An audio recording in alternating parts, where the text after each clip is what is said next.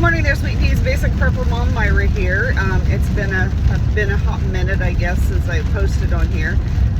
It is raining. It's been raining for going on the second day now, and we are getting a lot of water in a short amount of time. The sides of the road, the little runoff is starting to really fill up and run pretty well. So definitely a pretty steady rain that we have going, which is good, but it's also been a hot minute, so I'm really hoping that things don't flood. Last year we had a major flooding incident with a lot of rain coming in, and I'm hoping that we don't get into that. The good thing is it's only 54 degrees, so it's actually a warm weather system coming through. It's just super wet. So at least it's not cold and rainy, which I'm okay with, sort of. Still makes everything a muddy mess, especially when you have animals trying to feed everybody. Anyway, I'm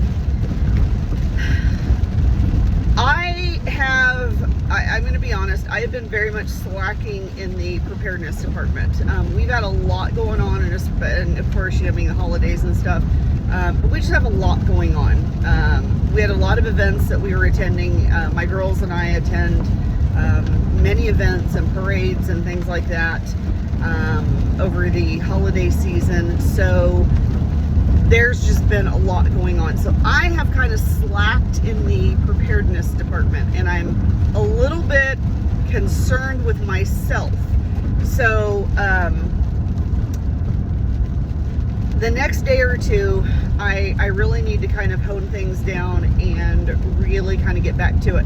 The good thing about being in the wintertime and it being cold right now, and my house is very small, very tiny house with all of us in it, and it is a very, very old house. It was never actually a house to begin with. It was actually a office for a mining company, and they just kind of like pieced a couple of things, like they pieced a kitchen onto it and a laundry room, and then they pieced a bedroom over here, and they pieced a bedroom over here, and so it's just kind of been this progressive house, I guess, because it was just kind of this progression. And now it's very old, it's falling apart, we don't have a lot of insulation in it. So we are remodeling, but that takes time and money, of course. But anyway, so the good thing about wintertime is that typically that's when I am able to run my freeze dryer. So I do have a freeze dryer. And in the summertime, I can't really run it because, well, let me just back up. We had a very, very old, small electrical panel. Very old wires in this house. And we were in a situation where if we were running the freeze dryer, we couldn't pretty much run anything else. We couldn't run the washer, we couldn't run the dryer. Somebody couldn't be in the bathroom and run the hair dryer. There couldn't be like a small heater in another room or whatever. It would just blow all the circuits. So we did a panel upgrade, which is great. And so now I'm able to run the freeze dryer, no problem, with all my other stuff. If I have other stuff going on, not that I run everything at the same time, but if I have other stuff going on, I don't have to worry about blowing a circuit. That's our hope, because we haven't done this yet, since we had the panel upgrade. But in the summertime, it gets super hot in our house. Once again, no insulation. So it gets really, really hot in our house. And the freeze dryer, when you run it, when the motor kicks on and it runs and it's in the drying process.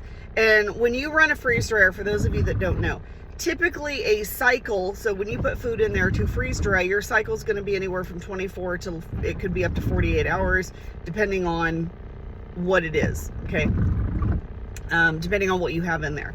So it is not a short process. It is a lengthy process. And that thing runs for a day to 2 days, sometimes more, 2.5 days. It just depends on how fast things dry out and you're good to go.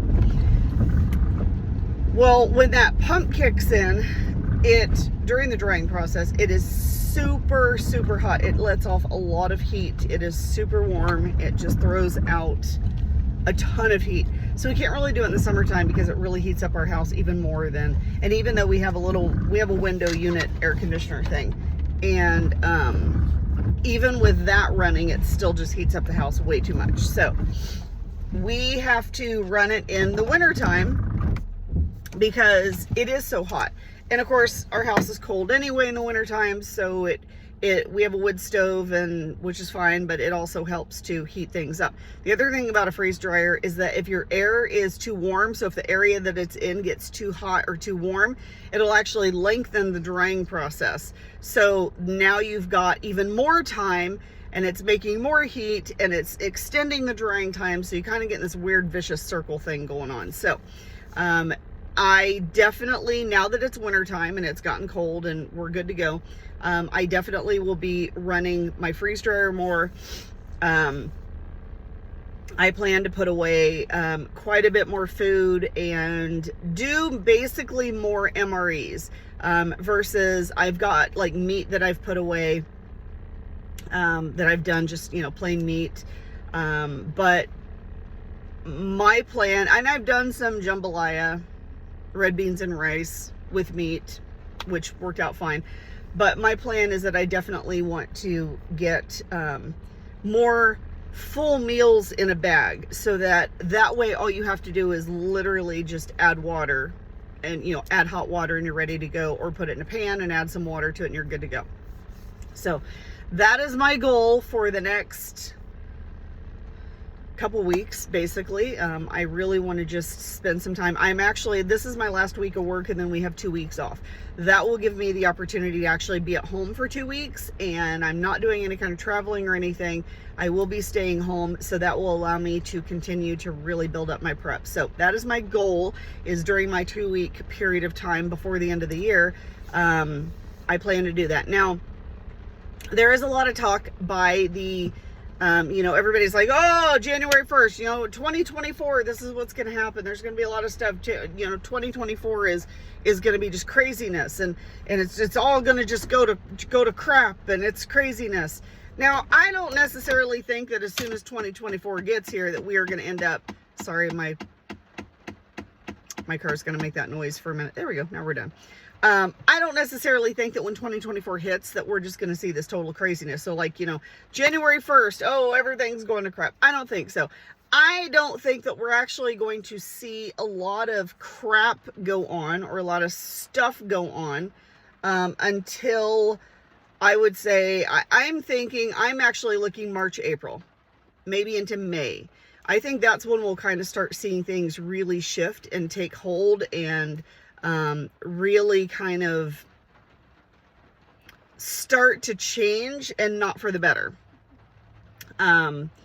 I really think that we're looking spring before we really see anything. So, which is good in a preparedness type person mind, because for me, who have kind of been slacking on stuff, that gives me a little bit extra time to prepare as much as I possibly can, and put away what I can, and make arrangements for whatever I need to make arrangements for. Now, after the first of the year, I know that typically there's a lot of bills and laws and things like that, legislature that passes, and it is effective, okay, we're going to pass it now, but it's not going to take effect until January 1st of, the following year, the next year. So there may be a lot of changes as far as the legislature and laws and bills that are out there, and that may or may not affect your preparedness plan.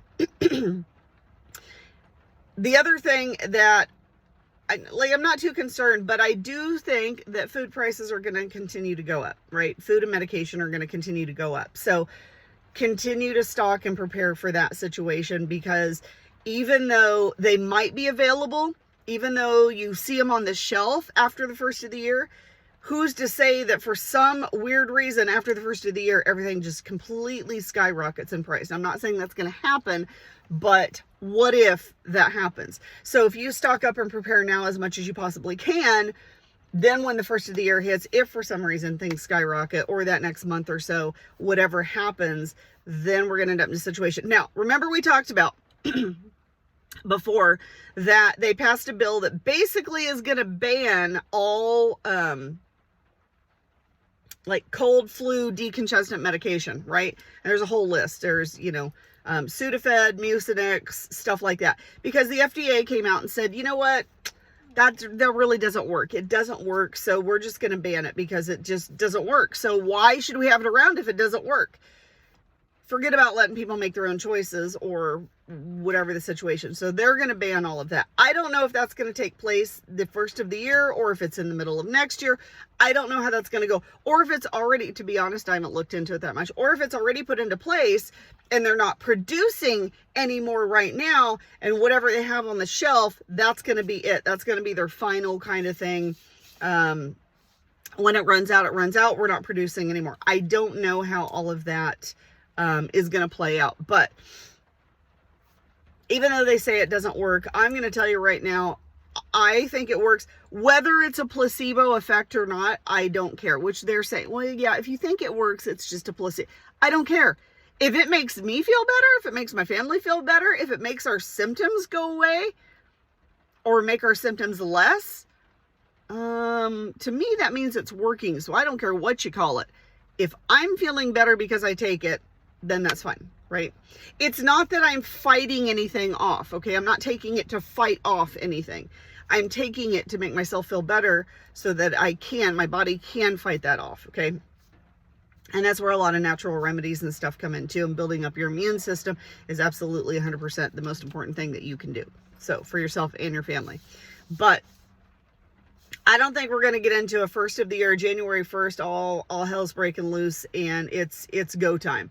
I don't think that's going to happen. I do think that we'll just see increase in prices and it will continue to increase. And so we need to continue to prepare. So I'm going to take this opportunity for the next 2 weeks to really put some food away, cook a lot of stuff. My goal is to actually get, I have 3 freezers, not going to lie, 3 freezers. I have 2 chest freezers and a stand-up freezer. And then I have my regular fridge and freezer in the house. My goal is to get most of that meat out of the freezer and be able to put it in Mylar bags, be able to freeze dry it basically and put it away forever. Because if for some reason my freezer goes out or, power goes out, because we live in a California, try to disguise that as much as I can. And if our power goes out, I don't want to lose a whole freezer full of meat. So that is my goal, is to preserve, either can it, which I'm scared to death about canning meat. Not going to lie. It scares me to death. I don't want to botulism my family. But, whether I'm canning it or whether I'm freeze drying it, I want to preserve my meat and put that away. And to have a protein source that you can go to at any time, no matter what, whether it's canned or whether it's freeze dried, if you have that protein source that you can count on, whatever your protein source is, whether it's tofu, whether it's meat, whatever your protein source is, if you know that you have that for your family whenever you need it, that to me is a very big security thing. To know that my family has not just food, just not rice and beans, because that's all you're stocking up, but actually has that protein source to add into stuff to keep them going. That is hugely important to me as a preparedness type person, to make sure that my family not just doesn't have food. Okay, you can stock up on beans and rice all day long. Not that you just have food, but that you have nutritious food that has enough caloric intake, or that your body can have, hold on, to have a food that's nutritious and have enough calories. I don't know where I was going with that. Have enough calories to be able to get you and your family through the day. Now, typically a lot of MREs and a lot of these survival companies will give you full meal packs, like MREs basically, in a bag, right? And they'll tell you, hey, this is a meal in one, this is all. But what they don't tell you is that their caloric intake is pretty small. Is they have maybe 1,000 to 1,100 calories for that. And when you're talking about kind of a survival situation, you want something that's got around 2,000 calories per pack. So what I do is I go through and I add up all of the things that I have in there. So my jambalaya, my red beans and rice that has meat in it. What I do is I actually look at the calories of each of those things that I put into my MRE and go, okay, this is a good meal. Okay. And I do this before I freeze dry. Okay. How many calories is this Perfect. How many servings goes in a bag? So that I know that when we pull a bag out and we add hot water to it, okay, I know this is enough serving for one person. This is enough serving for 2 people. Okay, I need 2 bags. That's enough serving for 4 people or 5 people, because this whole bag has a caloric intake of 5,000 calories. I'm just throwing stuff out there, okay?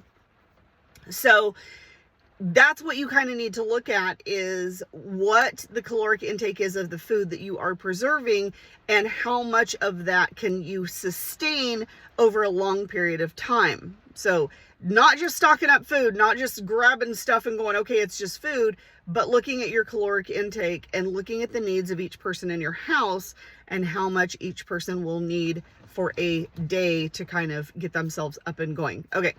That's what I have to talk about today. I hope you guys have a wonderful, amazing day. Once again, if you have any questions or comments, please feel free to reach out. I hope you have a wonderful, amazing day. Once again, I'm going to go brave the rain and run into work. But having said that, sorry I rambled at the beginning there about the whole freeze drying thing and preparedness, but I just want people to understand, I want you guys to understand that I'm not perfect, and I've got my flaws, and I've got my holes in my preparedness plan as well as anyone else. I'm not an expert, I'm not perfect, and just because I'm on here doesn't mean that I know everything.